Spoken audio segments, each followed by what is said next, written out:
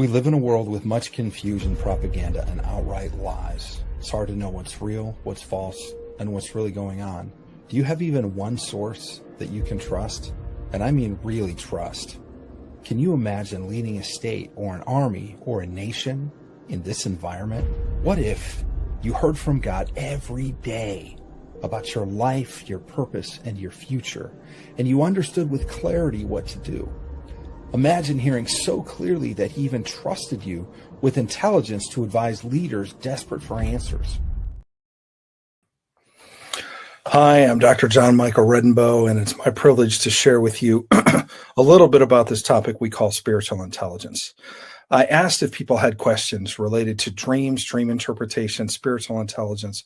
We call spiritual intelligence like a governmental level of dream interpretation. Think Joseph or Daniel in the Bible being able to advise heads of state, people in government, people in CEOs, hedge funds, people at the top of their game in any industry.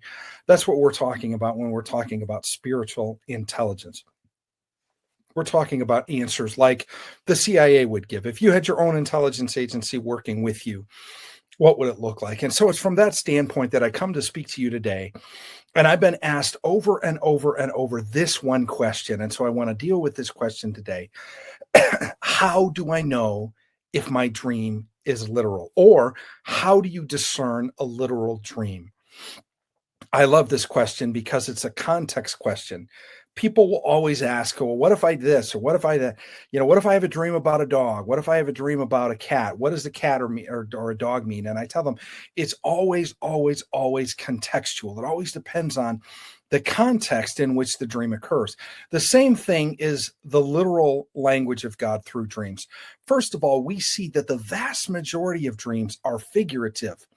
So if you have a very alarming dream or a troubling dream, if it's a dream that you're kissing somebody that you're not attracted to or somebody of the same sex and you're like, whoa, absolutely no, that's not for me. It's probably not literal. If you have a dream of a house burning down or a big flood happening, that very often is not literal too. So how do you know if it is literal? You can look for context clues. One of the things that we teach, and it's actually taught in a book called The Psychology of Intelligence Analysis, is when you develop a theory in intelligence or a way of thinking about a particular piece of data, you go back and you try to prove it wrong.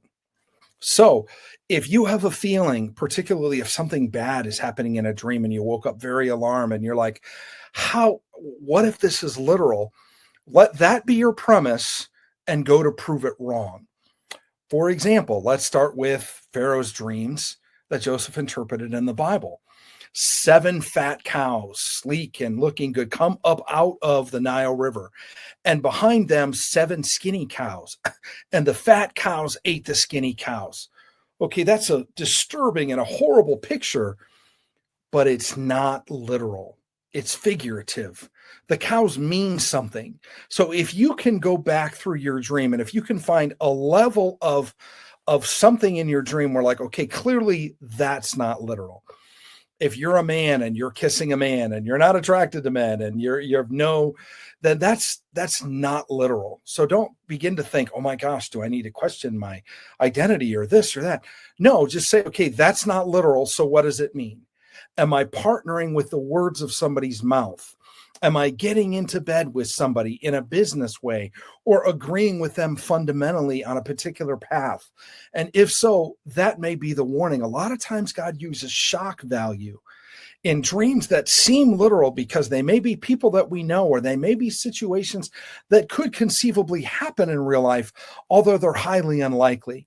If you can discern that those combinations of things in a dream can mean that they're an allegory or they're figurative, you're not kissing someone, you're coming into agreement with the words of their mouth, and you're like, oh, that's right. Well, my boss said something and I agreed with them, and I thought about it later. Maybe I shouldn't have agreed. That's what the dream is about. The dream is not literal. So literal dreams, a lot of times, again, they rarely happen, but they're going to have contextual clues. Particularly, you might see things, there might be a buildup of things that are consistent. So somebody had a dream, a friend of mine had a dream about certain situation in a given year. And they were like, we were here, and this is what it looked like, and this is what the weather was, and this was this, and this was this. And so I went back and found the date they talked about, and I looked up the weather, and I found out that's exactly the weather on that date. In fact, on that date in the last 80 years, there's never been a time where the weather was like that. So gosh, that really seems literal. Then they have another part of the dream where they see a picture and they see 4 or 5 people by name around a table and then a picture on a wall. And they're like, well, man, I feel like this was this and this was this. And then I go into historical archives and I look up the picture. By the way, if you want to freak somebody out, find an actual real life photograph of something that they described in a dream and show it to them. And they're like, that was real. I had no idea that was real. And so I shared this photograph with the dreamer and they're like, wow, this is incredible. But then I did a little bit more research. Then I looked up everybody at the table, and 2 people that she said were present were not present. And I'm thinking, because the first part of the dream, the first layer was 100% literal. Everything was literally as she described it, down to the feeling in the air, to the chill in the air, to the snow on the ground, to the weather that was described. The first scene was literal. But going into the second scene, God can change to a different dialect of the seer language. And in this case, he did. What seemed to be literal had a figurative message in it. And so I'm like, okay, that guy's at the table, that guy's at the table, this guy's here, but there's 2 people missing. But what else is there in the room? God said, what else is in the room? Well, there's a photograph on the wall. Well, who is the picture? Who is the portrait on the wall of? And so I began to research the person in the picture, and it ended up that they figuratively filled the spots of the 2 people that were missing. And then God had a very strong language to say about somebody else that was in the room. This person, his identity and his destiny is this. But the only way I would have discerned that is by taking the time to, assuming it was literal, because the first part of the dream was God wanted me to be thinking this is literal, so I would find the picture. So I would then discover who was at the table. So then I would be disappointed and see there were 2 people missing, so that I would look at the picture on the wall, so that God could compare it to the 2 people that were missing and the positions of authority they held, and then project that to somebody else that was in the room with the dreamer. Absolutely phenomenal. So that's how you know if a dream is literal. It has to follow a consistent pattern. If it's like, well, I had a dream that my dog was covered in pink fur and had purple toenails and ran out in front of a car and got hit by a car. Oh my gosh, is my dog going to die? Well, I don't know. Does your dog have pink fur? Well, no. Does your dog have purple toenails? Well, no. So God is speaking figuratively about, is your dog even your dog? Could it mean your best friend?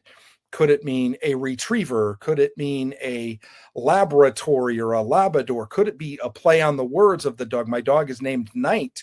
Could God be talking to you about something in the night hour using visual colors? Could he be saying he wants to invade your dreams and the seer realm in the night hour, and he wants to crash in and blow you away?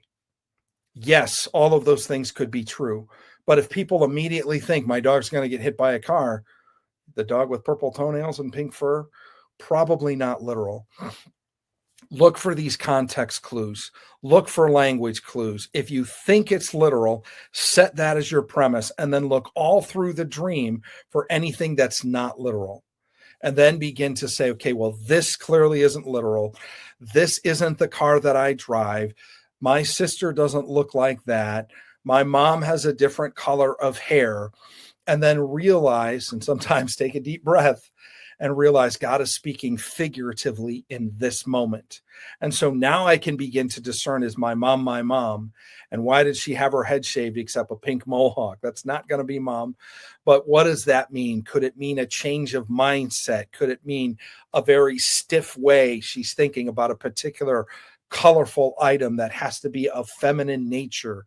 You know, things like that. You can go down the path of understanding the figurative when you're able to discern, is the dream literal or is it figurative? So that's how you can discern. And once you know, then you can begin to unpack the dream in its entirety. Thanks for being here with me for the Spiritual Intelligence Moment.